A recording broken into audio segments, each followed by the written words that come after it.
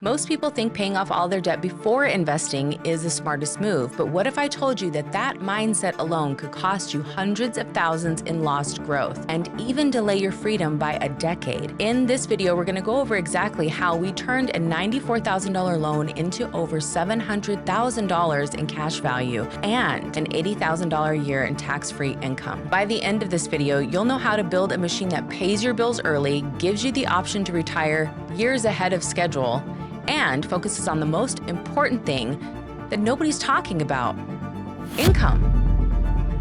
Let's jump in. And so ultimately, what does this look like at age 50? At age 50, what's happening?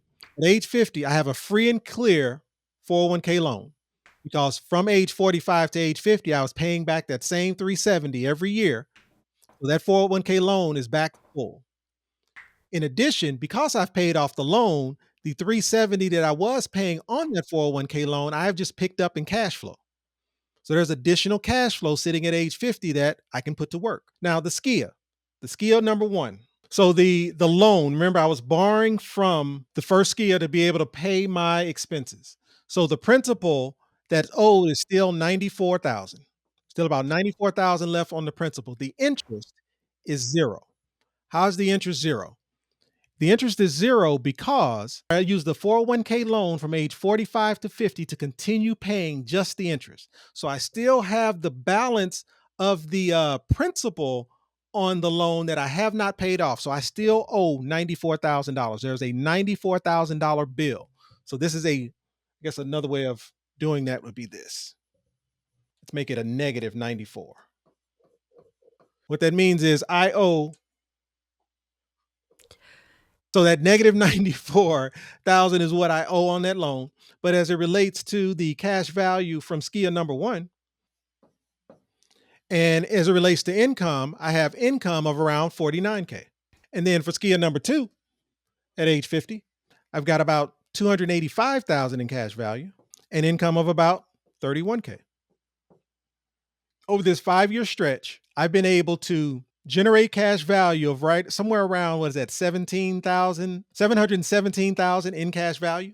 So between these two dollar amounts, I've been able to generate somewhere around $717,000 in cash value. And then as it relates to income, between these two dollar amounts, we're talking about, what is that, 80 grand in tax-free income between these two vehicles, all because I put my cash value to work.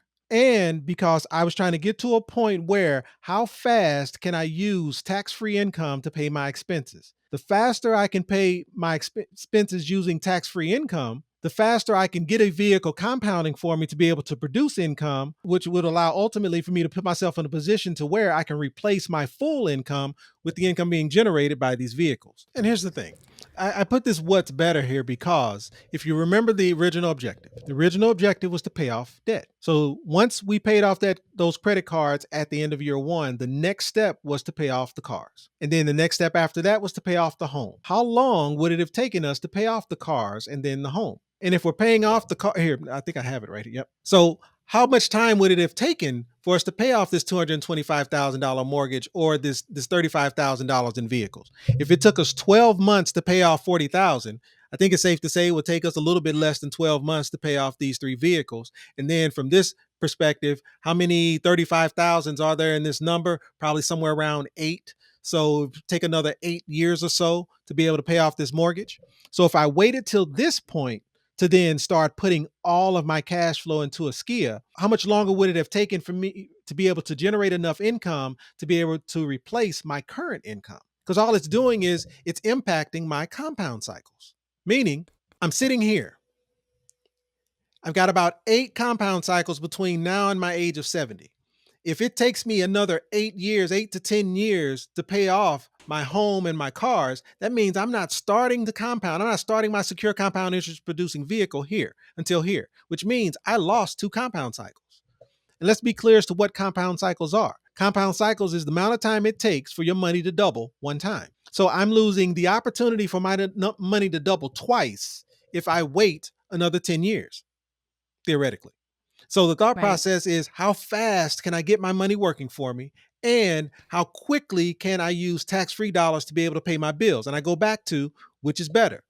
Would you rather pay off your mortgage and pay off these vehicles, or put yourself in a position to where you've got a secure compound interest account that is able to produce you $80,000 in income, and you've got cash value of somewhere around 717,000. And now, yes, I do have an outstanding loan of 94 grand. Don't want to lose that.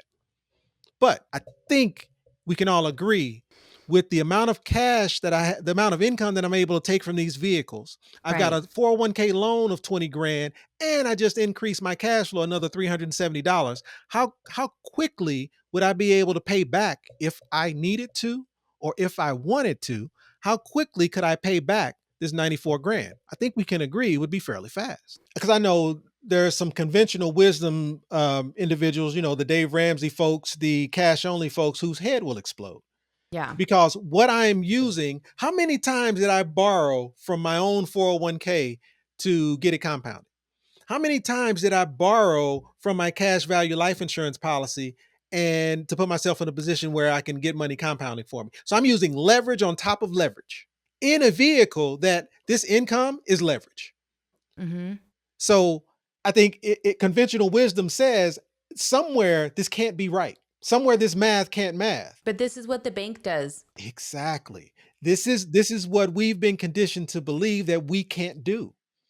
When in essence, every institution that we get our information from is doing the exact same thing. Yeah. And this is truly becoming your own bank. This is what it looks like to be able to build more machines that print money for you, that you are just using leverage. You're not even using your own money. You're not even tying your hands and saying, I'm going to use all of my available cash flow, all of my capital. You're not doing that. You're not tying your hands. You have an insane amount of access too, because you don't have to go ask permission. That's the biggest part. Is I think when I say guaranteed, I'm talking about I don't have to go ask for permission. You can pay off your house and then you still have to ask for permission in order to leverage the equity inside of it. In addition to that, they can tell you no, and or they could draw out the process so that whatever it is that you needed the money for, that opportunity may have come and gone by the time they have given you access to your own